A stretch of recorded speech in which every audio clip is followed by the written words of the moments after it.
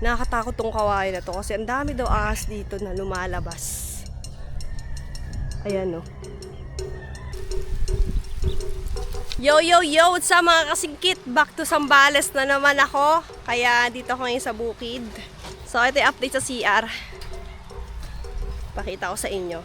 Ngayon kasi, maghahanap kami ng mga mohon dahil ngayon naayos na namin yung bakuran namin dito para mapagtaniman at makapag-alaga na ng hayop. Ito yung CR. Oh! Yun naman oh, may CR na oh. Oh, nakabit na rin yung bowl. Tapos, ito aircon na lang kulang. Hindi, joke lang. So, ito yung bintana. Tapos, dito kasi lababo. Tapos, wala pang bubong. Yan, lalagyan pa to ng bubong. O, gusto nyo, wag na lang. Para presko. Pero lalagyan na bubong to.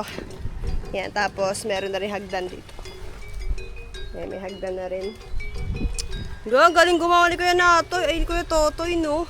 Shara sa'yo, Kuya Totoy. Hindi man kita naabutan, pero solid yung gawa mo. Ayun, umuulan na nga dito. Lakas ng ulan dito. Buti pa rito, naulan, no? Sa Bicol, napakainit. Abangan nyo yung paghahanap natin ng mohon ngayon. Sana may mahanap kami. Dahil nga yun ang sabi na may, ng ibang namamahala ng ibang lupa dito. Na kailangan muna namin mahanap yung mohon. Kahit may blueprint na, alam nyo naman, pag usaping lupa, medyo delikado yan. Kailangan talaga may proof tayo. So ito mga kasingkit, nandito nga pala yung mohon. Kung natatandaan ninyo, nag-video ako dito sa lugar na to. Hindi namin mahanap yung mohon. Ayan, ito yung throwback. Papakita ko sa inyo yung throwback. Ito yung mohon. Lagyan ko ng nyug dito, tinanim ko. Nawala yung nyug. Nawala yung mohon. May respeto pag di nakuha sa... Natuyo na eh. May respeto. Naibaon na nga ang sanga ng Talisay sa napiling lokasyon bilang pansamantalang marka. Akala namin mga kasingkit, andi dito yung mohon. Kaya nilagyan namin to ng bakod. Pero ito pala, andito pala siya. Ito oh, pakita mo yung mohon. Ayan oh. Ayan, kung makikita nyo, ito yung mohon. Patabingi pala yung lagay ng mohon dito. Pag ganun siya oh. Ito, magmula dito hanggang doon. Yan, kung nakikita nyo yung bakod na yun. Kaya mga kasingkit, mahalaga talaga na hanapin yung mohon, lalo na kung marami kayong katabi ng mga ibang lupain. Kasi hindi pwedeng ganun na sasakupin mo na lang na walang pruweba. Kailangan meron palagi yan para walang away. Ngayon naman, susukatin namin. Ang lawak kasi nito talaga. Parang nakakapagod man maglakad, pero kailangan namin itong gawin dahil sa kinabukasan meron ng magkakabit ng poste ng mga bakod dito. So kami na lang tumatrabaho sa pagsusukat. Punta kami doon sa dulo. Pinakadulo. Biruin nyo lahat to, nilinis lang nila Kuya Joseph. Eto, magmula doon sa dulo. Yan, paikot na ganon. Tapos yan pa doon sa kabila. Nilinis lang nila Kuya Joseph yun, di ba? Grabe, ang sisipag nila. Tulad dito, meron din silang sinulog na nakawayan dito kasi kailangan ma-clear out na lahat to. Nakakatakot tong kawayan na to kasi ang dami daw ahas dito na lumalabas. Ayan o. Matapos sa mahabang panahon ng pagkakatambak at paglago ng mga tuyong kawayan sa bahaging ito ng bukid, napagdesisyonan naming sunugin ang mga ito upang tuluyan ng maalis ang mga pinamumugaran ng peste at mga hayop na maaaring makasira sa aming pananim. Kaya sinunog tong kawayan na to mga kasingkit kasi kapag pinutol lang siya ng pinutol, sisibol at sisibol pa din yan eh. Kaya kailangan masunog hanggang yung pinakailalim niya. Magtatag-ulan na naman nga mga kasingkit, kaya itong mga malalaking damo rito, uusbong na naman yan. Tag-init kasi, kaya naano sila natuyo. Pero ngayon, magtatag-ulan, puro daga na naman. Tulad yung kawayan, binahay para ng sobrang daming daga. Ito mga kasingkit, papakita ko sa inyo yung pinakaunang mohon dito sa bukid. Ito yung pinakauna. Ayan, malaki pa siya. Bago to, no? Kaya ganyan. Pero yung mga dating mohon kasi mga kalahati na lang eh. Pero ito yung pinakauna. So ito yung pangalawang mohon mga kasingkit. Ito nasa kakawate na siya. Natakpan na pero nandito yung mohon. Gusto niyo pa ba makita? Wala, basta na dyan na yun. Natakpan na siya eh. Ayan, pangalawang mohon. Ito yung pangatlong mohon mga kasingkit. Yan. So yung una, pangalawa, pangatlo. Yan. Sa pang-apat tayo. Tingin ko hanapin pa yung pang-apat. Ito isang mohon. Ito. Yan.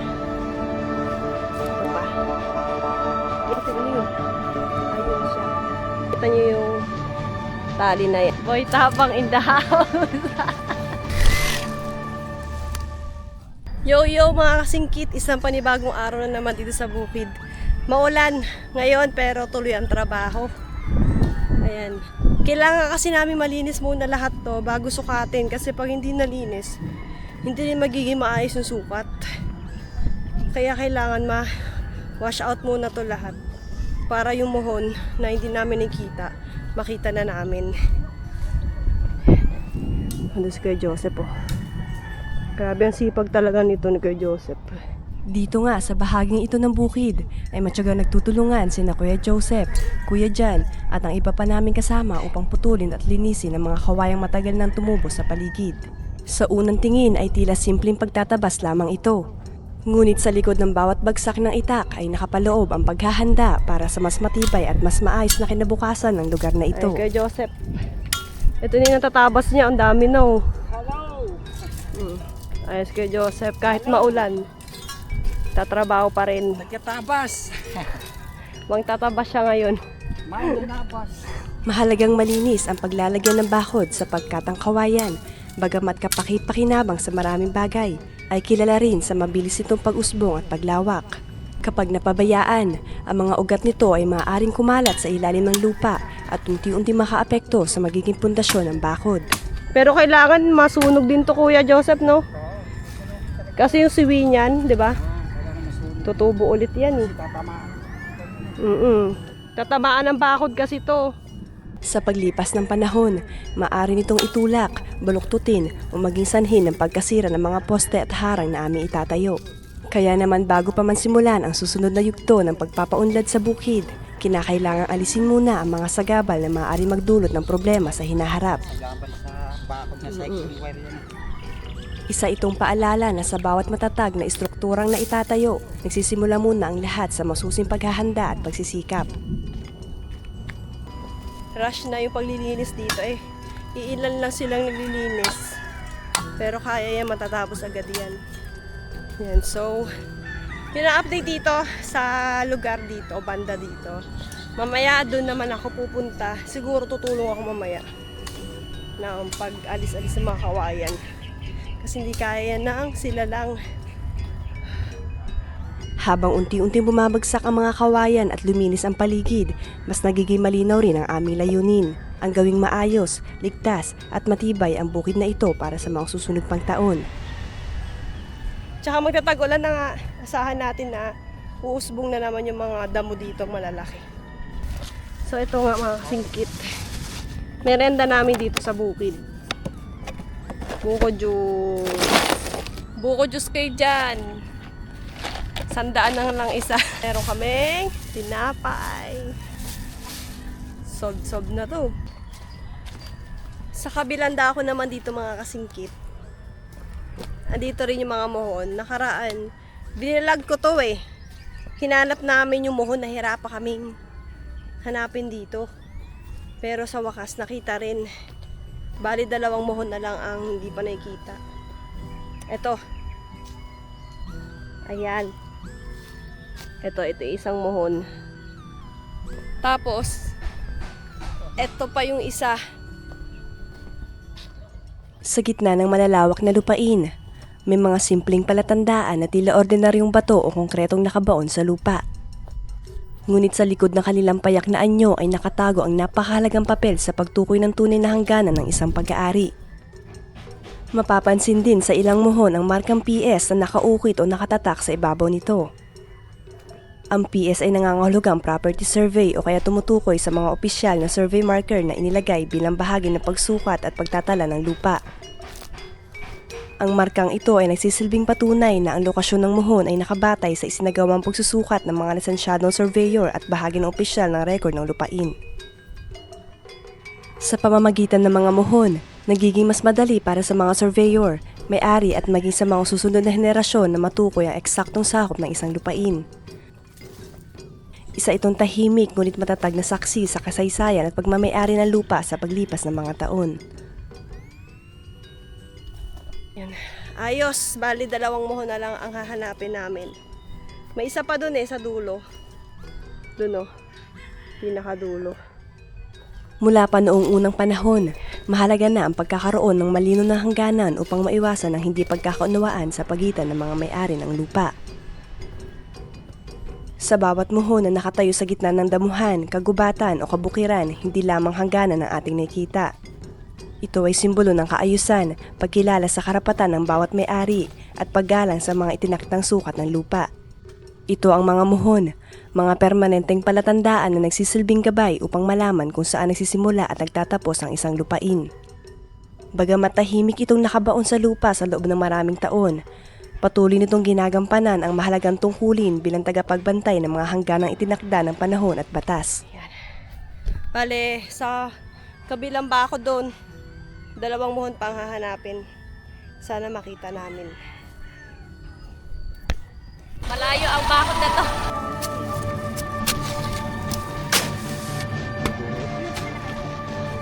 Oh, ito yung muhon oh. Tingin ko nasa ilalim to ng puno na to.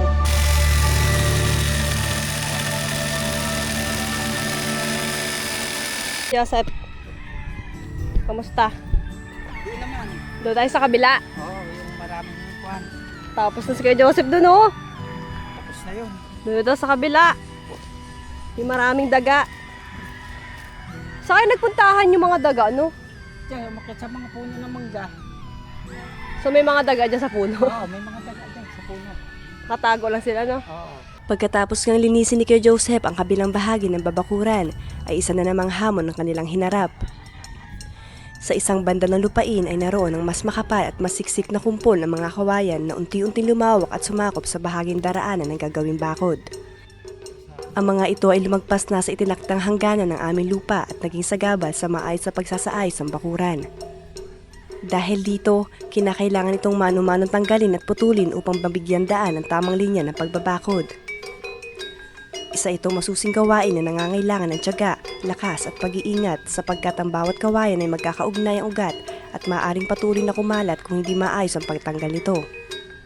Sa usapin ng karapatan sa lupa, mahalagang mapanatili ang malinaw na hangganan ng bawat pag-aari. Ang mga halamang tulad ng kawayan na lumalampas na sa itinaktang bakuran ay maaaring putulin o alisin sa bahaging pumapasok na sa sariling lupa. Lalo na kung ito ay nagdudulot ng sagabal sa paggamit at pagpapaunlad ng nasabing ari-arian. Kaya naman ang pagtanggal sa mga kawayang ito ay hindi lamang para sa pagtatayo ng bakod, kundi bahagi rin ng pagpapanatili ng kaayusan at paggalang sa wastong hangganan ng bawat lupain. Parang ang dami pa. Tingin nyo mga kasingkit, kaya-kaya to. Kaya-kaya itong 2 araw, no?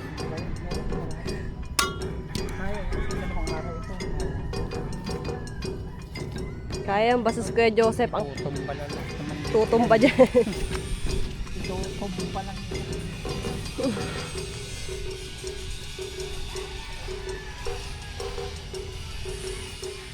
Bago simulang tabasin ang isa pang bahagi ng mga kawayan, itinanim muna ni Kuya Joseph ang mga sanga ng malunggay sa iba't ibang bahagi ng bukid. Sa halip na masayang, maingat niya itong itinusok sa lupa upang muling mag-ugat at tumubo. Isang simpleng paraan ng pangangalaga sa kalikasan. Kung may halamang kailangang alisin para sa pag-aayos ng bukid, may bago rin itinatanim bilang kapalit. Sa ganitong paraan, nananatiling luntian at buhay ang kapaligiran habang unti-unting umuunlad ang aming bukid. Para may nililiman kahit papaano yung mga kambing na ilalagay dito. Break time muna. Mahalaga ang ganitong paraan na pagtatanim sapagkat ang labis na pagputol ng mga halaman ay maaari magdulot ng pag-init ng kapaligiran. Kaya naman hanggat maaari, kung may inaalis ay may ipinapalit ding bagong tutubo. Isang simpleng hakbang na nagpapakita ng responsableng pangangalaga sa kalikasan habang patuloy na inaayos at pinapaunlad ang aming bukid. Mga kasingkit, ang dami ko nang nakukuha mga puno, mga sangang dahon. Kung titignan ninyo tong puno na to, tingnan nyo ah. Oh, kung titignan ninyo parang sobrang unti na ng mga sanga niya, dahon niya. Pero, ito talaga yun eh. Ito talaga yun. Ang dami oh. Tsaka ang bibigat nito. Ayan yung mga sanga-sanga nito oh. Ayan oh. Oh, akala nyo magaan yan. Bigat yan. Diba? Workout ko na rin to. Exercise. Dapat may salamin ka dyan, boy tapang.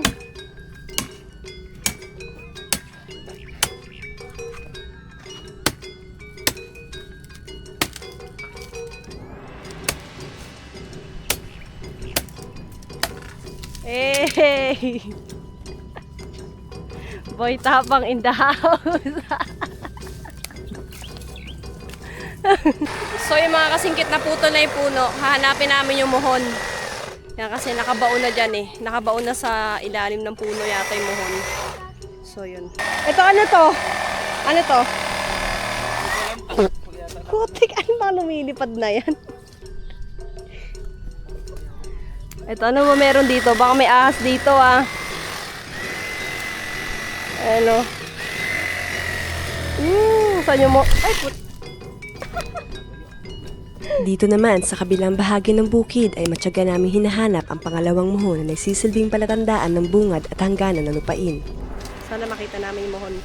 Sa paglipas ng panahon, may mga pagkakataong ang mga muhon ay natatabunan ng pilapil, natatakpan ng damo o kaya naman ay hindi sinasadyang natatamaan ng araro habang binubungkal ang lupa.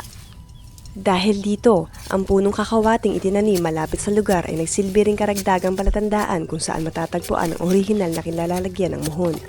Ngunit sa aming paghahanap, tila naging mahirap itong matagpuan. Maaring ito ay natabunan ng lupa sa pagdaan ng maraming taon o kaya na may nagalaw at tuluyang naalis sa tamang kinilalagyan dahil sa paulit-ulit na pag-aararo.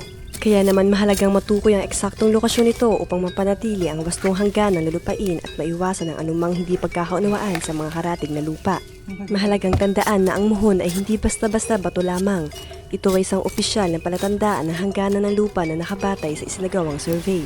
Ayon sa batas ng Land Management Bureau, pinagbabawal ang sinasadyang paggalaw, pagsira o pagtanggal ng mga muhon ng walang kaukulang pahintulot. Ang sinumang mapatunayang sadyang nag-alis o nagbago ng lokasyon nito ay maaaring managot sa ilalim ng batas at maharap sa kaukulang parusa. Lisa, maghanap ka na rin ng muhon. Ay, iwas na iwas sa camera ay. Kunin yung pala. Ate Lisa, ang dating Mona Lisa. Kunin mo yung pala. Si Baba po alam niya, inahukay niya po.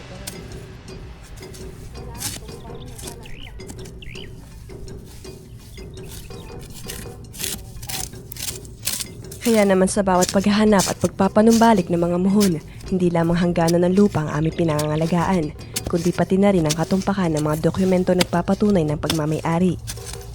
Sapagkat ang isang maliit na muhon ay may malaking papel sa pagpapanatili ng kaayusan, kapayapaan at respeto sa karapatan ng bawat may-ari ng lupa.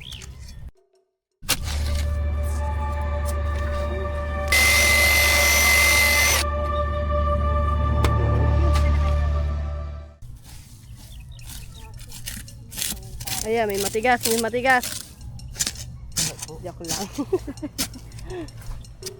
Patuloy pa rin nga kami sa paghahanap ng muhon habang matyagang binubungkal ni Lucky ang paligid ng punong kakawate na matagal na nagsisilbing mahalagang palatandaan sa hangganan ng lupa.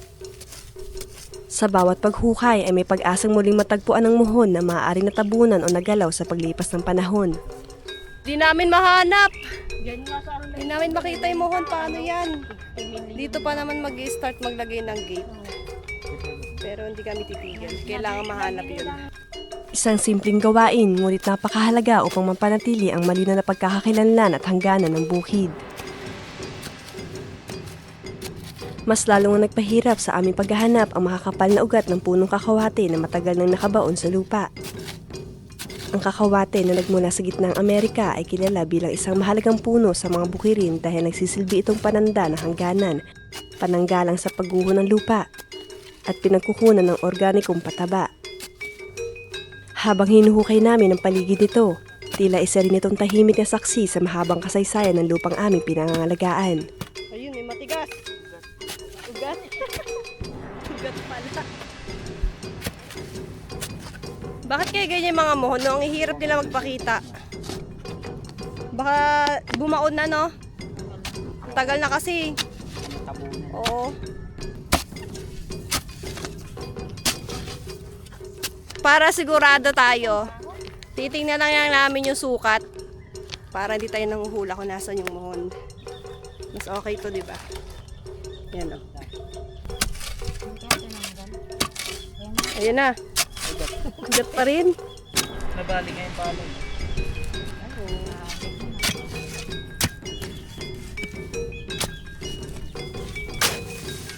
Kaya mo yan. Nagbase nga kami sa nakasaad na sukat sa survey at lumabas na lampas pa sa punong kakawate ang dapat na kinaroroonan ng muhon.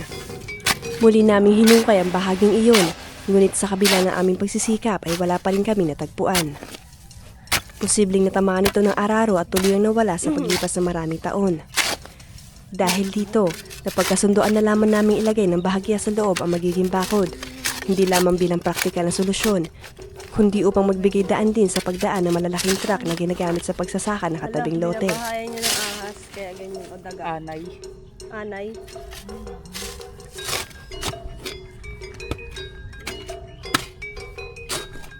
Yan, may buho. Hindi po yan yun. Yun ba yan? Kahoy po ito nakatutok eh. Ang dami na nahuhukay ah. Parang Yamashita yung inaano namin dito ah. Muhon lang to pero bakit sobrang hirap hanapin. Ayan, nandito na ang tunay na nakakaalam kung saan nakabaon yung muhon talaga. Pinatawag na namin si Kuya Jan na siya mismo nagtanim ng punong kakawate noong panahon ng pagsasurvey sa bukid. Meron tayo ito. Hindi, kung ilalagay natin dyan, wala naman na silang dadaanan. Kaya Kung tanong. hanggat maaari, ito na lang tayo. Para maluwag dadaanan kasi yung truck. Na ganyan. Oh, ito yung muhon oh. Tayo na. Bagamat napagdesisyonan na naming ipasok ng bahagya ang paglalagyan ng bakod, patuloy pa rin naming hinahanap ang orihinal na muhon upang magsilbing pisikal na katibayan ng tunay na hangganan ng lupa. Tingin ko nasa ilalim to ng puno na to. Ay, turado ka. Yan. Tigas. Parang wala nangyari. Mayroong pangkwan sa gitna ito eh. Dami ugat niya sa ilalim. Dami ugat nun sa ilalim. Yung puno na yan, hindi basta-basta mahuhugot. Kasi may mga ugat pa yan. Ngunit sa tagal na ng panahon, mahirap na ring matiyak ang eksaktong kinaroroonan ng muhon. Posibleng sa patuloy ng paglaki ng puno at paglawak ng mga ugat nito, unti-unti na nasakop at tatabunan ng dating palatandaan na minsan nagsilbing gabay sa hangganan ng lupa.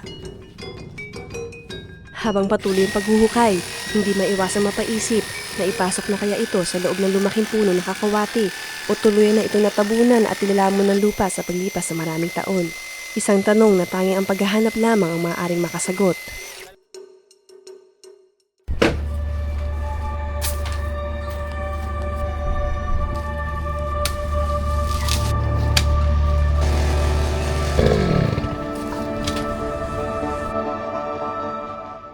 So yun, nakakasingkit. Ayan, ito na yung araw na magbabakod sila dito sa bukid. Yes, good morning! Ito na naman ako. Kuya Joseph. So yun, tara, magbabakod sila dito at grabe, ang laking truck yung dala nila. Ayun. So ito yung gagamitin nila ang gate. Sa panibagong araw na ito, isa na namang mahalagang yugto ang sisimulan dito sa bukid. Ang matagal ng planong pagbabakod sa buong lupain. Anong tawag sa wire niya yan, kuya? Cyclone. Ay, cyclone. Ayan, so cyclone wire yung gagamitin dito na pambakod. Isang hakbang na hindi lamang para sa seguridad ng ari-arian, kundi para rin sa mas maayos sa pangangalaga at pagpapaunlad ng bukid sa mga susunod pang taon. Mula pa sa Tarlac, dumating ang pangkat na pangungunahan ni Foreman Christopher Ronquillo kasama ang kanyang mga bihasang kasamahan. Sa kanilang pagdating, kapansin-pansin agad ang kasipagan at dedikasyon ng bawat isa.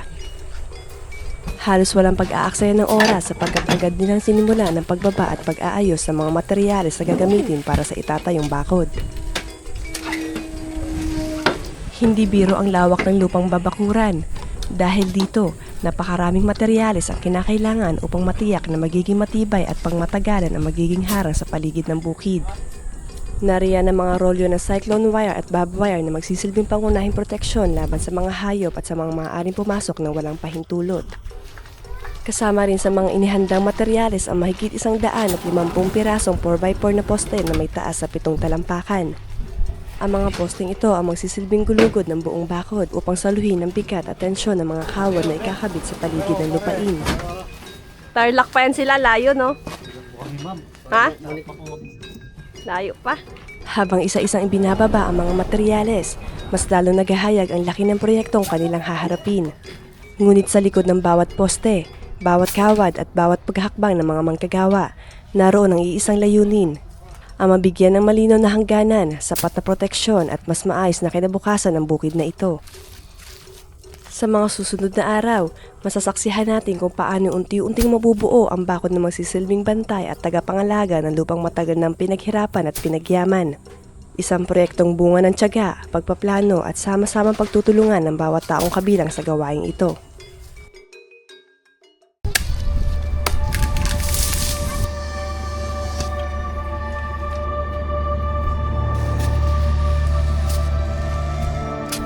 Ayun, lumitaw na yung ulo. And dahil nga 2 days sila dito, or 3 days, ganyan, mag-overnight sila para tuloy-tuloy yung trabaho. At galing pa sila ng Tarlac. Ayan, shoutout sa mga taga-Tarlac dyan. So, yun. Masasaksihan natin yung pagbabakod nila, kung paano ba yung proseso, at kung ano yung mga ikakabit. Pero, meron pa kaming problema. Dahil ngayong mohon, di pa namin mahanap. 2 mohon pa yun eh. Andito. Diyan pa yung kay Joseph? Ay, anong pangalan mo, kuya? Kuya Bernan. Bernan? Fernan. Ah, Bernan. Yun. Fernand. Yung sana mahanap ni kay Joseph. Patuloy pa rin ang aming paghahanap sa 2 natitirang mohon na matatagpuan sa pinakadunong bahagi ng bukid. Sa bawat hakbang na aming ginagawa, kasabay nito ang maingat na pagtatabas sa mga sanga at punong nakaharang sa nakataktang daraanan na magiging bakod. Hindi man madali ang gawain ito, kinakailangan itong isagawa upang matiyak na magiging maayos, tuwid at matibay ang pagkakalatag ng hangganan ng lupa. Habang nagpapatuloy ang paghahanda sa linya ng bakod, ipiniresto na rin ang aming mga kasamahan ang mga posteng gagamitin sa pagbabakod. Matyaga nilang pinapasan ang bawat poste sa kanilang mga balikat at marahang ibinababa sa mga nakataktang pagtatayuan nito. Sa pagitan ng 3 metro kada poste, unti-unti nang nahuhubog ang magiging hangganan ng bukid. Sa proseso nga ng pagbabakod ay tila may isang malaking suliraning aming kinakaharap. Hanggang sa mga oras na ito ay hindi pa rin namin matagpuan ang 2 natitirang mohon na matatagpuan sa pinakadulong bahagi ng bukid. Bagamat hawak namin ang plano ng lupa na nagsisilbing gabay sa hangganan ng lupain, mahalaga pa rin na makita at maipakita ang orihinal na mga mohon bilang konkretong ebidensya ng tunay na sakop ng lupang aming babakuran. Dahil dito, gumamit kami ng panukat at nagbase sa nakatalang sukat at bilang ng mga metro sa plano ng lupa upang mas matiyak ang eksaktong kinalalagyan ng mga nawawalang mohon. Isa-isang sinukat ang distansya mula sa mga kilalang palatandaan habang maingat na sinusuri ang bawat bahagi ng lugar. Sa pag-aakalang maaaring natabunan na ito ng lupa, damo at mga ugat ng puno sa paglipas ng maraming taon, nagsimula kami maghukay sa mga pinaghihinalaang lokasyon. Pwede niya pa tinutusok dito ni kay Ode. Oh. Wala pa rin yung mohon. Isang masusing paghahanap ang aming isinasagawa. Umaasang muling lilitaw ang mga mohong matagal nang nakabaon sa ilalim ng lupa at magsisilbing opisyal na palatandaan ng hangganan ng lupang ito. Mga kasingkit, nakita na yung isang mohon. So, bale, isa na lang. Asa na yun?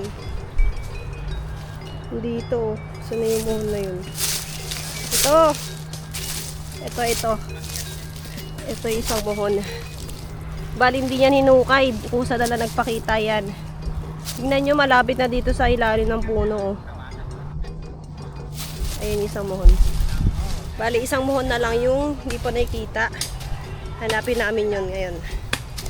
Kailangan na kasi makompleto kasi nagbabakod na sila. Nakakahinayang mamputuli ng ilan sa mga punong matagal nang nakatayo at naging bahagi ng tanawin ng bukid. Subalit may mga pagkakataong kailangan ng pagsasakripisyo para sa mas maayos na paggamit at pangangalaga ng lupain.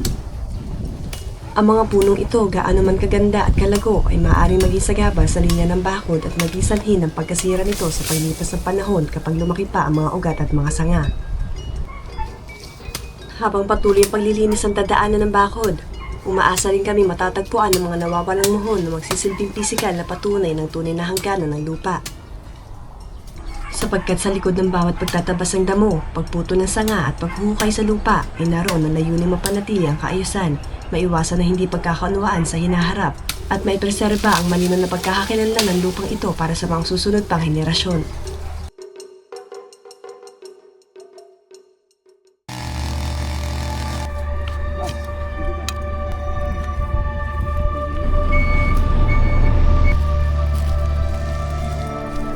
Ayan, naka-ready na rin dito. Yaw! Nakita din yung mohon! Oh, PS. Yun na, kasingkitan dito ako sa lilim ng puno. Di ko kaya init, sobrang init ngayon talaga.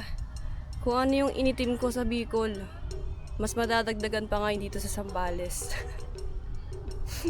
Ewan ko, ito na siguro yung goal ko, yung magpaitim. Ay.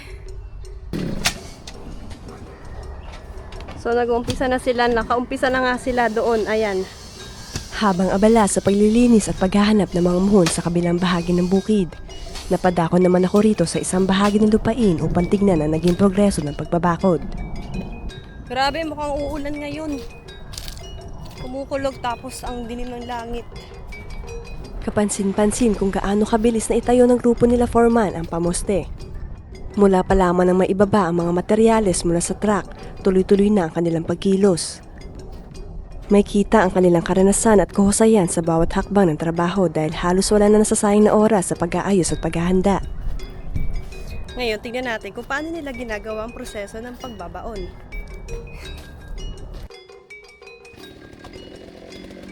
Isa sa mahalagang bahagi ng pagbabakod ang paghahanda ng matibay na pundasyon para sa bawat pamoste. Gumamit sila ng earth auger o makinang pambutas ng lupa na kayang gumawa ng mga hukay na umaabot sa humigit kumulang 2 talampakan ang lalim. Sa loob lamang ng ilang minuto ay nakakagawa na ito ng butas na aabuti ng mas mahabang oras kung mano-manong hukayin.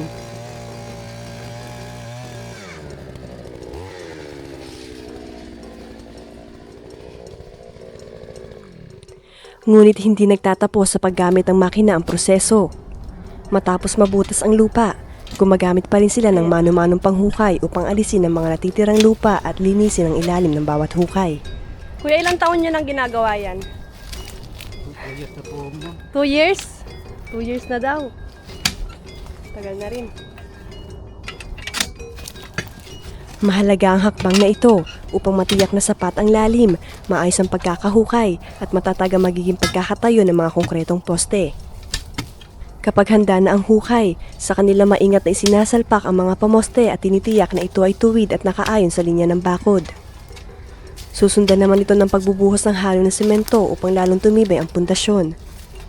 Sa pamamagitan ng maingat na prosesong ito, unti-unting tumatayo ang hanin ng mga pamoste magsisilbing matibay na hangganan na proteksyon ng buong lupain sa mga darating pang taon. So, yun. Kita nyo na. Malupit magbarena ni Kuya, di ba?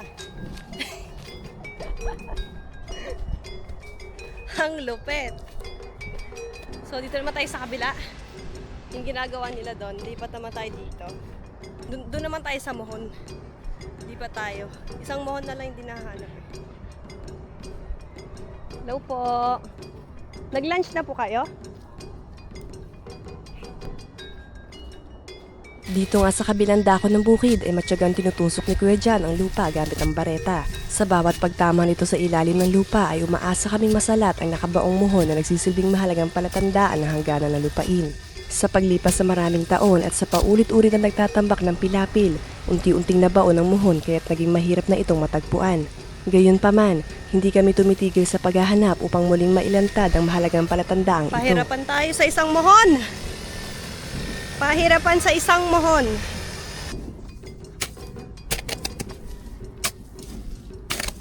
Makalipas ang ilang oras ng pagtsatsaga, pagbubungkal at sama-samang pagtutulungan, tuluyan na rin namin natagpuan ang muhon na kukumpleto sa mga palatandaan ng hangganan ng bukid.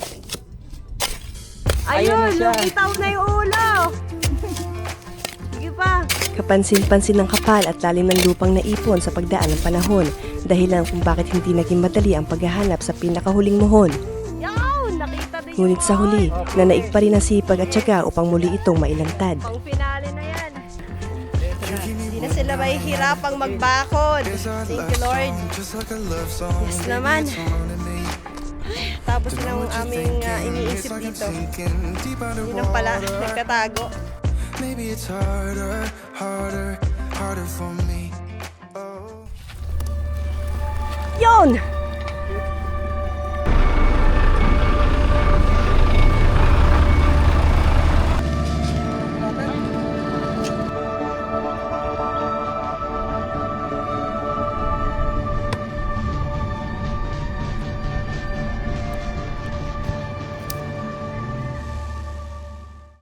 Yan, so nag-aabang na sila ng poste. Bawat kanto, nalalagyan nila. Ayan. Matapos nga naming makita at matiyak ang lahat ng muhon, agad na nagsimulang ipeso ng grupo ni Foreman ang mga posting konkreto na magsisilbing pundasyon na magiging bakod sa hangganan ng bukid. Samantala, tila nagbabadya rin ang panahon. Unti-unting dumidilim ang kalangitan at paminsan-minsan ay umaalingaw-ngaw ang kulog sa malayo. Kuya, mabigat ba yan? Para sobrang bigat no? Medyo. Ngunit sa kabila nito, hindi natinag ang mga manggagawa at ipinagpatuloy nila ang trabaho upang masulit ang bawat oras bago tuluyang bumuhos ang ulan. Tatanong pa ako kung mabigat, malamang mabigat yan. Ayan, nakaready na rin dito. Dun sa dulo. Ito yung bakaw, nakanood eh. Nanonood din yung baka dito. Sabi niya, bakit nyo babakuran? Hindi na ako makakadaan dyan. Malawak-lawak pa nga ang lalagyan nila ng poste. Dito pala sila sa kalahati. Yan. Doon sa dulo. Dito nalagyan na nila dun eh. Diba? Hirap din ang trabaho na ganito, no? Kaya saludo talaga ako sa mga workers dyan na kahit anong trabaho nyo, mahirap man o madali. Pero walang madali, no? Mahirap. Yan, saludo ako sa mga workers talaga dyan, yung mga ganitong klase ng trabaho. Lalo na yung nagbaon ng poso din, mahirap din yun. So, saludo po ako sa inyo. Dito naman sa bandang gitna ng bukid ay nagsimula na rin ang masinsing paglalatag, paghuhukay at pagtayo ng mga konkretong poste na magsisilbing pangunahing balangkas ng bakod. Abala ang bawat isa sa kani-kanilang gawain. Maingat na sinusunod ang mga palatandaan upang maging tama ang pagkakalatag ng bawat poste. Kapansin-pansin ang maayos na pagtutulungan ng bawat isa. May nakatalaga sa pagbubuhat ng mabibigat na poste, may naghahanda ng mga materyales at mayroon ding nakatuon sa pagbubutas ng lupa. Sa tulong ng earth auger machine, mas naging mabilis at epesyente ang proseso ng paghuhukay. Ang makabagong kagamitang ito ay kayang makagawa ng malalalim at pantay-pantay na butas sa loob lamang ng maikling panahon, bagay na malaking kaibahan kumpara sa tradisyonal na mano-manong paghuhukay na nangangailangan ng mas maraming oras at lakas. Yon! Sa gitna ng malawak na bukirin, may kita kung paano pinagsasama ng mga manggagawa ang kanilang karanasan, tiyaga at makabagong kagamitan upang unti-unting mabuo ang bakod na magsisilbing hangganan at proteksyon ng lupain. Magkakamag-anak din kayo, kuya? Kaya pala magkakamuka. Sabi ko, magkakamuka sila, magkakamag-anak to. Kaya nito trabaho niya, no? Tulad din nag-ano sa amin dito, nagbaon ng tubo, magkakamag-anak din sila. Ang babait nila kamo, mga approachable sila. Diba? Mga lagi na sila nakangiti. Kaya masarap kausap din nila, lagi nakangiti. Habang abala ang karamihan sa paggawa ng bakod, pinag-uusapan naman ng ilan kung saan pinakamainam ipesto ang magiging gate ng bukid. Mahalaga ang bahaging ito upang maging maginhawa ang pagpasok at paglabas sa lupain. Sa gitna ng trabaho ay hindi rin nawawala ang mga kwentuhan at biruan na siya nagbibigay sigla sa bawat isa. At ito ang ilan sa mga tagpong naganap habang nagpapatuloy ang kanilang gawain. Oo, Dito siguro. maglagay tayo pa May ng poste siguro dito, tsaka dyan. 3 meters pa kayo dito. Mula dito 3 meters sa gitna yan. Ah, No. dito na yung poste na bakal. Oo. Okay, Gate. tsaka dyan. Nasa gitna yung ano. Ay, gate. Dito na yung gate. Dito pa. Siya si Foreman, kuya? 3 meters. Foreman, siya. Yung isa. Sino dyan? Nandun, naka... Doon sa dulo? O, kung po kami madam, kung sinong may kontrato. Lang boss. Ito, nakadalawa, nakatatlo at yung konti. Tatlo pa rin, oh. Nakalima na po. Nakalima. Oh, 5 na. Dapat pala siya na lang mag-gumawa, nakalima na siya. Nakalima kontrata, madam. Hasaan na. May gawa lang po, ma'am. May Oo. kuha sa amin. Yun. Mm-mm. Ano yung pinakamalayo yung napuntahan, kuya? Nagawan? Ang Laguna. Sa ano po? Bicol. Ay, Bicol! Saan sa Bicol? Hindi namin alam kung saan lugar yun. Kung saan na lang kayo dali ni Foreman? Kung sino may kontrata. Oo. Kung saan po yung contact namin, doon po ako. Layo nun na, Bicol ah. Nagroro pa kayo nun. Ano po kami doon, napit na araw. Mm-mm. Sumakay pa kayo ng tren noon. Layo yun eh. May iba po sinasakay na po electric sa ano, Oo. bangka eh. Sa Roro na. Ito mayroon pang ano, malapit na rin. Grabe, no? Nabutas pa pare. Traffic na ano doon po. Gumawa na rin sila sa Bicol. Layo nun. Ito ma. Laki. Yun naman ang boss Kasi namin wala nun. pa, wala pa isang hektarya to eh. Oh. Ay, yung pinakamalaki yung nagawa, 2 hectares. Meron po ako yun, ma'am. 2 hectare po. Oh, 2 hectares. Lawak nun. Kapag siya pa nakakontrata siyang boss, Ah. Kung sino may Oo, kung sino may kontrata. Oh. hindi mo kung mapatrabaho yan. sinong makakuha ng kontrata siya. Oo. Siyang boss. Malapit na siya maging uling. May kita na natin ang mohon sa ilalim. Wala, yan na ang ulan. Saan pala ang nabigay? Bahay ng anay. Asan yung ahas? Saan? Ay, nanay po nung yero, pagkakat ko po nandun po siya.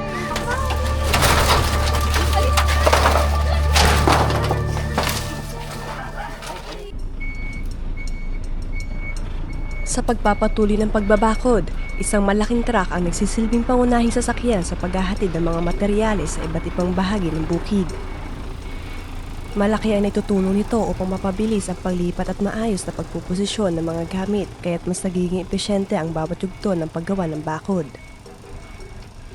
Ayan, so bali may gumagawa dito. Ayan. Ayun sila. Tapos may gumagawa rin dun sa dulo kung saan ako galing. Tapos may gumagawa rin dun. Ayan. So, kalat-kalat talaga sila. Marami sila dito. Ayan, so sinusunog itong mga kasingkit dahil yung mahon nandito sa loob ng puno na to. Kaya kailangan siyang sunugin para makita yung mohon.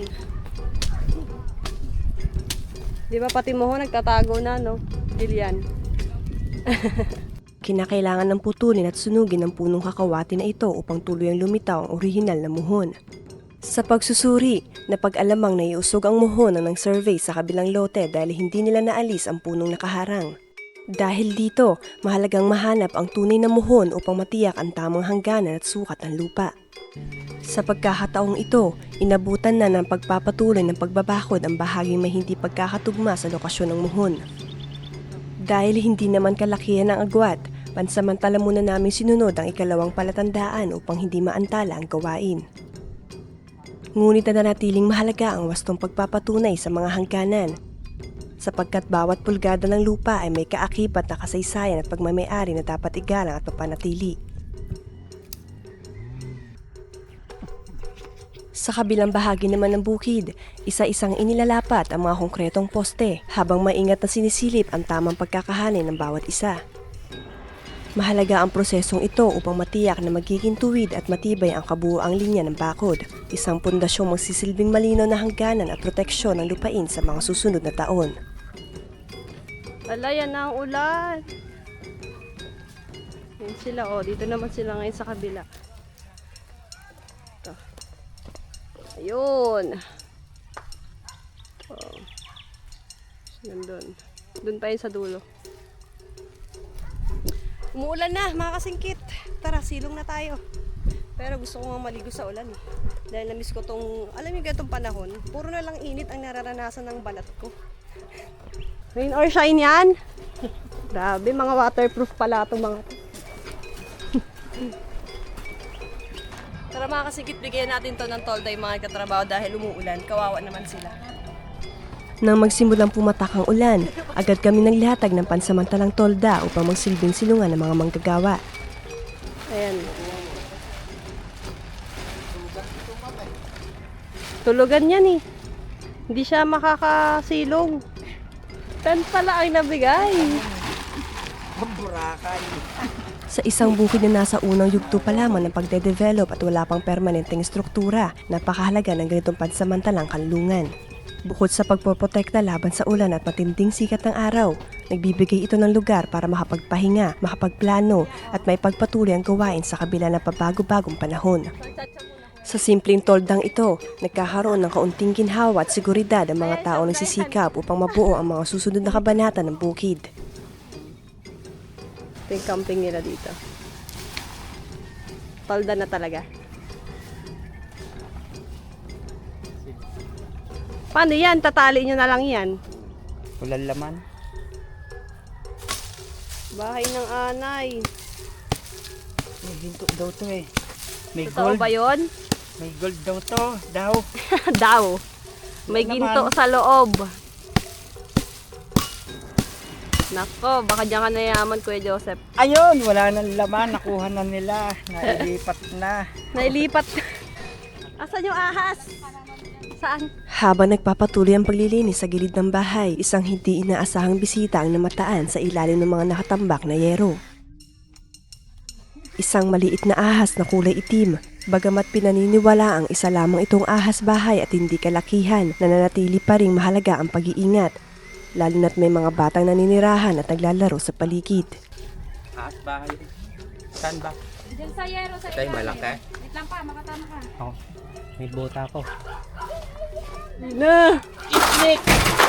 Ang mga tambak na yero, kahoy at nakataas sa damo ay karaniwang nagiging taguan ng mga ahas at iba pang hayop. Ay, anong ahas? Amin na. Anong ahas yun? Ay, puta po.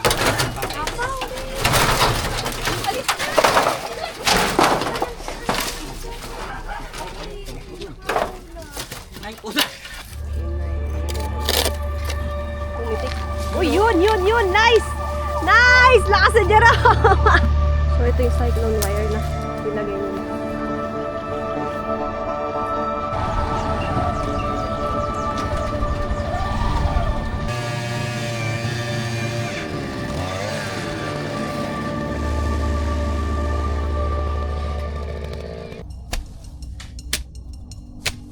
Habang patuloy ang pagbabako dito sa bukid, isa na namang hamon ang aming kinaharap. Isang puno ang tumubo mismo sa kinaroroonan ng isang muhon at sa paglipas ng maraming taon ay tuluyan na nito natakpan ang mahalagang palatandaan ng hangganan ng lupa. So, nakita na rin namin yung muhon nasa ilalim ng puno. Ngayon tatanggalin ni Boy Tapang. Junior.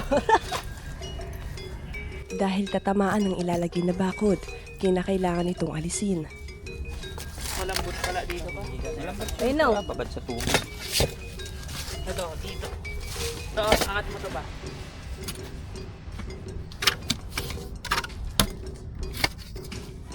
Nandito yung moon. Hindi naging madali ang gawain sapagkat matitibay at malalalim na ang ugat na mahigpit lang nakakapit sa ilalim ng lupa.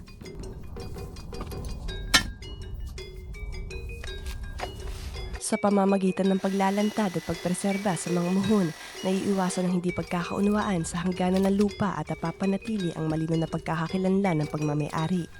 Kaya naman sa bawat ugat na nahuhugot at bawat hadlang na naaalis, mas napapalapit kami sa layunin magkaroon ng isang matibay, maayos at legal na pagbabakod ng buong bukid. Binubuan na ng mga ugat. Pumasok pa wala tayo ay. Ha? Eh, Pumasok lumaki pa tayo to eh. sa kanila. Nagkaroon, ito tumubo lang kusa kasi ito. Tinatandaan ko kasi ayun yung puno na yan.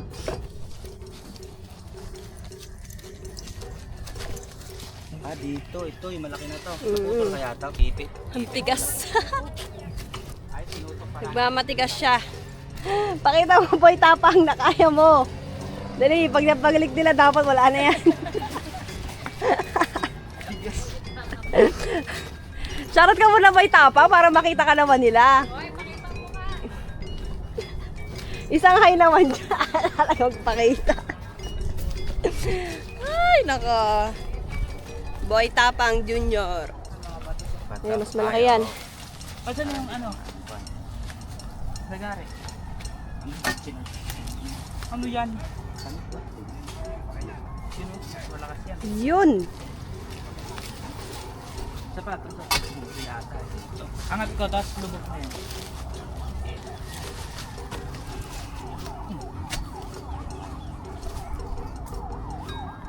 pumitik sa akin. Natanggalan ako ng Halika dito, Jero. Mapumitik. Uy, yun! Nice! Nice! Lakas si Jerome! Isa pa. Gari na lang. Si Jerome lang pala. Pasok mo ba? Sa pamamagitan ng tiyaga, tamang pamamaraan at pagtutulungan ng bawat isa, unti-unti rin napabagsak at naalis ang puno. Isang mahalagang hakbang ito upang muling luminaw ang hangganan ng lupain at magbigay daan sa maayos at tamang pagkakatayo ng bakod sa bukid. Napakahalaga ng prosesong ito sapagkat ang muhon ang nagsisilbing opisyal ng palatandaan ng hangganan ng isang lupa. Ito ang nagsisilbing gabay upang matiyak na ang itatayong bakod ay nasa tamang lokasyon at hindi lalampas o kukulang sa sukat na nakasaad sa dokumento ng ari-arian. Mga ugat na maliliit, yan na nagpapahirap eh. Iangat, baka kabila naman. Sige, sa kabila. Kabila. Para makutol na siya. Lakas talaga ni Boy Tapang. Yun, bunot. Ayun, nabunot pala. Wala na. Yun, Nice. tulong natin. Wala na, nabunot na. Ayos. 1, 2, 3. Eh, papagulong ba? Grabe yung ugat niya, no? Kaya pala kahihirap ano yun eh. Pag nabalik niya, tapos na. Ayan na yung mga ugat. Ayun pala, yung ugat na isa na yun, no? Ito, tsaka to. Yan pala nagpabigat. At least wala nang problema kung lalagyan man nila na ng bakod dito. Hindi na maabala. So ito yung cyclone wire na ilagay nila. So, yun. Ang dami-dami pa ito mga kasingkit. Bukas na nandun nila lalagyan ulit.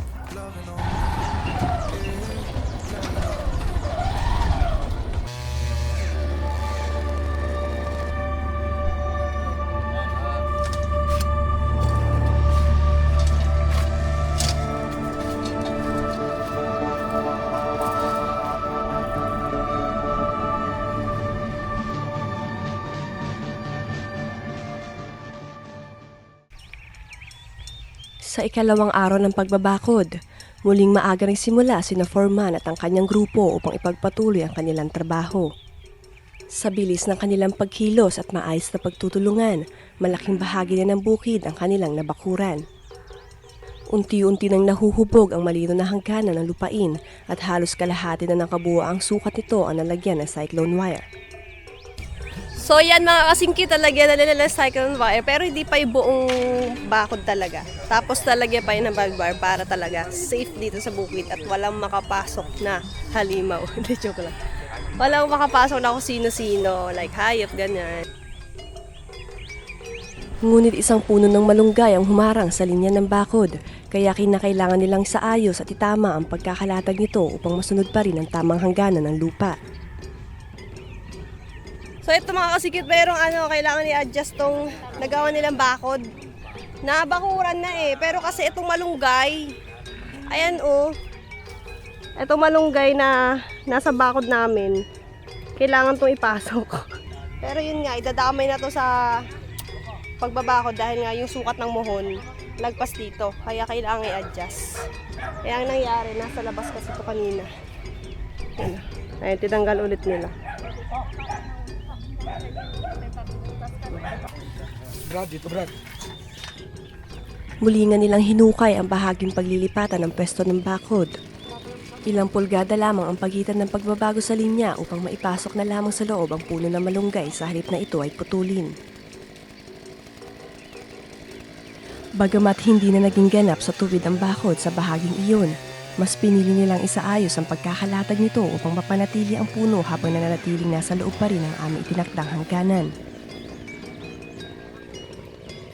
Sa pamamagitan ng maingat na pagsukat at pagbabase sa mga muhon, natiyak na ang binago linya ng bakod ay hindi lalampas sa sakop ng aming lupain at patuloy na susunod sa wastong hangganan nito.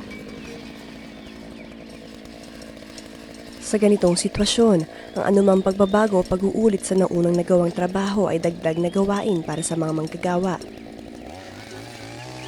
Sila ay sumusunod lamang sa linyang itinakda namin para sa bakod, ngunit hindi namin agad napansin na alanganin pala ang pwesto ng punong malunggay na iyon.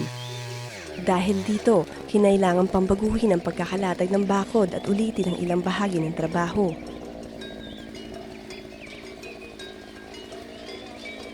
Pinapakita lamang nito kung gaano kahalaga ang masusing pagsisiyasat at pagpaplano bago simulan ang pagbabakod upang matukoy ang mga posibleng sagabal at maiwasan ang mga pagbabago habang isinasagawa na ang proyekto.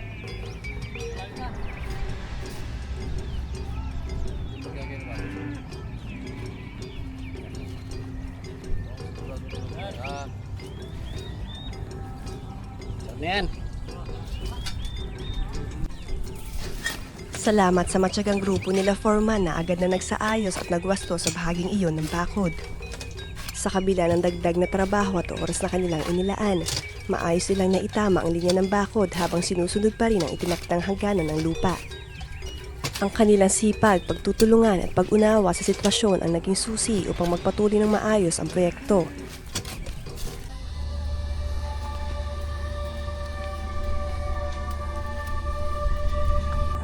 Hanggang doon sa dulo.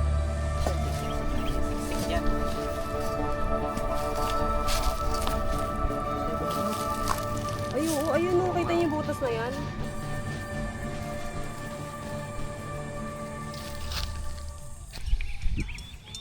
Matapos kang mailipat at maitama ang bahagi ng bakod na tumama sa puno ng malunggay, ay muli nang ikinabit ang cyclone wire upang maipagpatuloy ang pagbabakod.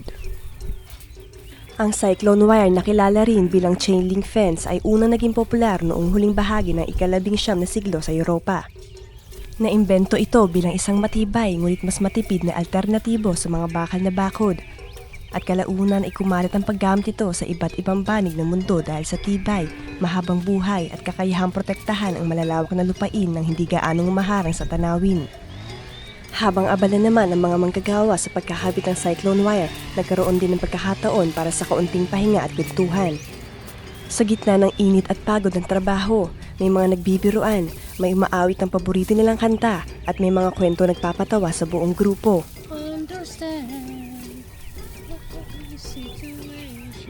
Oh, singers din pala si Kuya, hindi lang pala daming talent. Pagtagal pagod lang. Galing po lang kasi naman. Tawag ng tanggalan.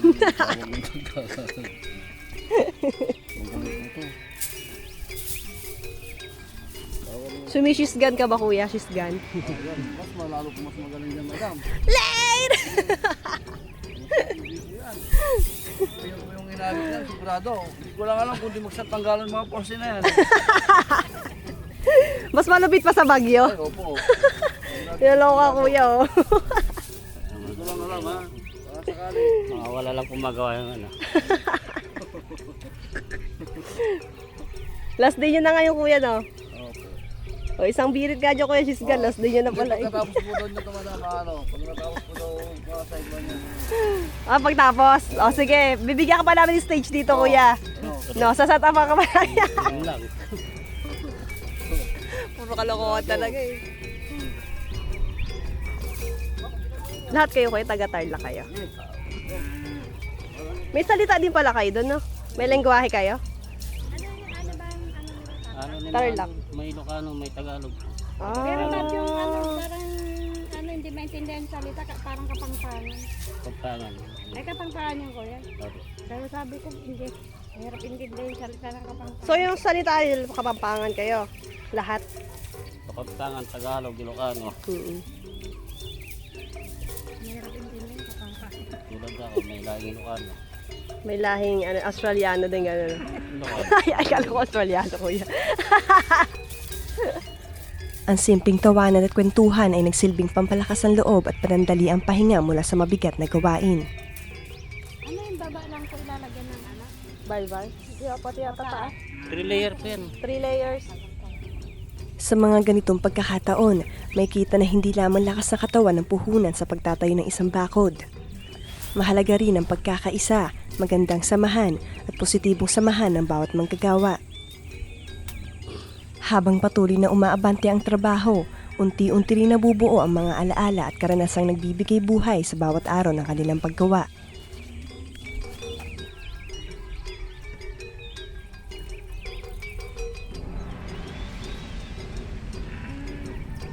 Okay, so nilalagyan na nila ng barbed wire. Bali, 3 layers yung ilalagay nila. So, dito ako ngayon sa may masikip. Dito ako ngayon sa makipot na daan. Yan. Medyo ingat lang kasi baka may ahas dito. Naman pagka may bukas yan, siksik na siksik yan. Sa kabilang banda naman ay kinailangan naming alisin ang isang malaking bato na matagal nang nakahiga sa bukid. Sobra. Paano ba? Ito. Buhatin natin dito. Kakin natin. Ayun! Nang aming usugin ito, tumambad ang isang buta sa ilalim.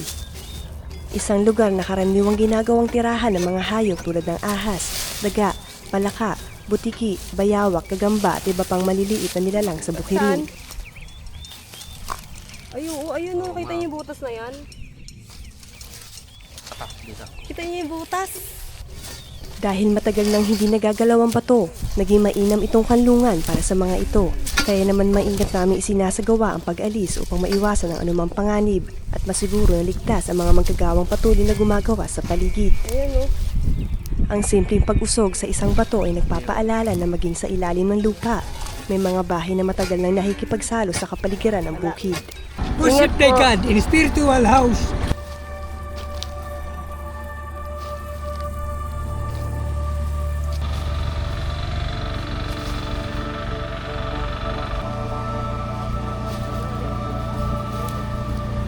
It's time na para magbayad.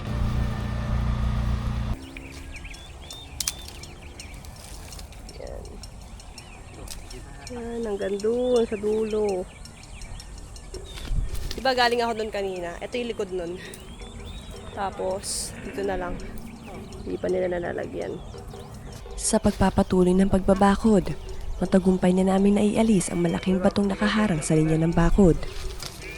Nagpatuloy naman ang grupo nila foreman sa pagkahabit ng barbed wire. Bawat isa ay may nakatalagang tungkulin, kaya naman mabilis at maayos ang takbo ng gawain.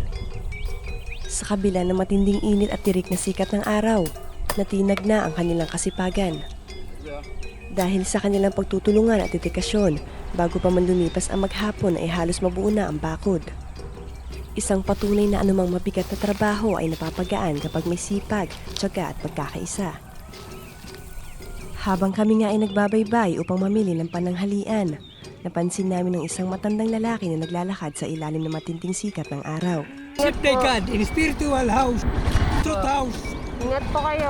Dahil sa pagnanais na makatulong kahit sa simpleng paraan, inabutan namin siya ng pagkain upang kahit papaano ay maibsan ang kanyang gutom. Ito na nga mga kasingkit, dahil tapos na sila, iikot ko na kayo. Ayan. Oh, ito. Yan, magmula dito. Hanggang doon sa dulo. Kita nyo yon? Okay, so mayroon ng barbed wire tsaka cyclone wire. Matapos ang tanghalian at ilang oras pang pagtatrabaho, natapos na rin ang pagbabakod ng grupo nila foreman. Tulad ng anumang mahalagang proyekto, kinakailangan muna itong masusing siyasatin at suriin upang matiyak na maayos ang pagkakagawa. Sa aming pag-iikot at pag-inspeksyon, may kita na maayos ang pagkakalatag ng mga poste at pagkakakabit ng mga kawad. Kapansin-pansin din na sa bawat sulok o kantuhan ng bakod ay may mga nakapahalang na poste na nagsisilbing suporta. Mahalaga ang mga ito sapagkat sila ang tumutulong sumalo sa hatak at tensyon ng barbed wire at cyclone wire. All in all, goods naman sa part na to. Doon naman tayo sa kabila. Kung wala ang mga suportang ito, maaring unti-unting tumagilid o mabunot ang mga poste sa sulok dahil sa lakas ng paghila ng mga kawad. Sa pamamagitan ng mga karagdagang suporta, mas tumitibay ang buong istruktura ng bakod at mas nagiging matatag ito laban sa paglipas ng panahon, malalakas na hangin at iba pang persang maaaring makaapekto rito. Isang simpleng detalye, ngunit napakahalaga upang masiguro ang tibay at mahabang buhay ng bakod. Malaki rin ang papel ng barbed wire sa kabuoang tibay at katatagan ng bakod. Sa proyektong ito, 3 hanin ng barbed wire ang inilagay sa ilalim, gitna at itaas ng cyclone Yun pa, wire. hanggang doon. Dulo. Goods naman yung gawa nila. Maayos sa pagkahalaga ng barbed wire. pati mga cyclone wire, pati mga pamoste. Okay naman. Mamaya, yung sa gate naman tayo. Doon pa kasi yun sa malayo. Malawak-lawak din kasi itong bukid, kaya may exercise ka talaga maglakad.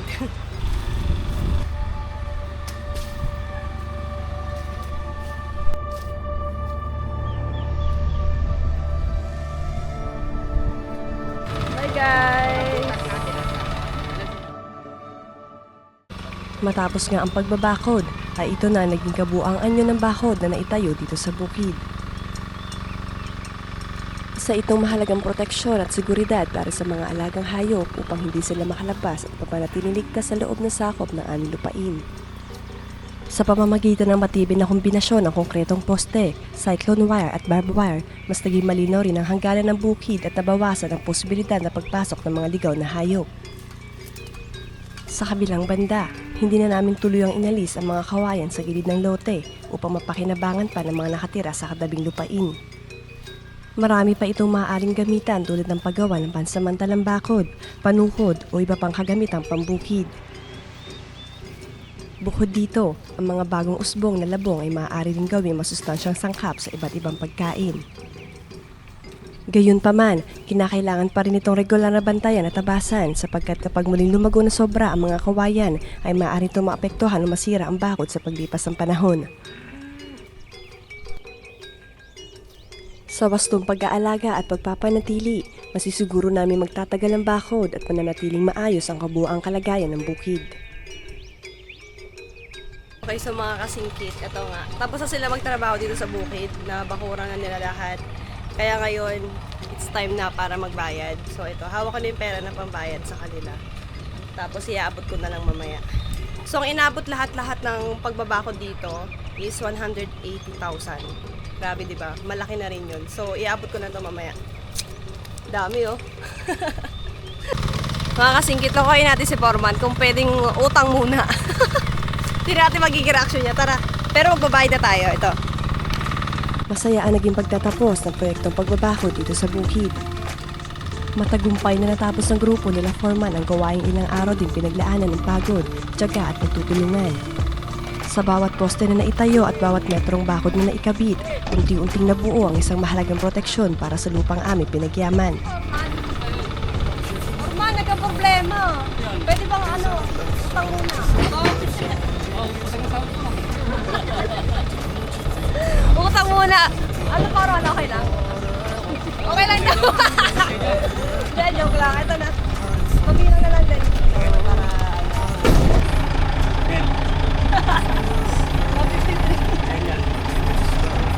okay na. Okay na, Foreman. Ayan, so nagpapak na nga sila ng gamit. Dahil aalis na sila, uwi na sila. Bye! Si Kuya. Tara, lapitan natin. Lapitan natin sila. Kuya, thank you po! Ingat kayo!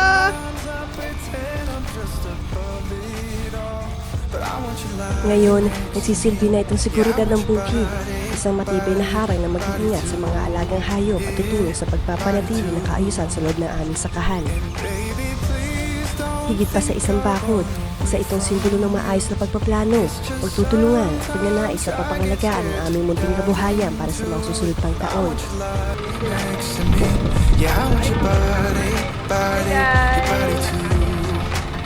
Sa pagtatapos ng proyektong ito, panibagong yugto naman ang pag-unlad at pag-aalaga sa bukid ng aming haharapin. Try to be someone better than you and I.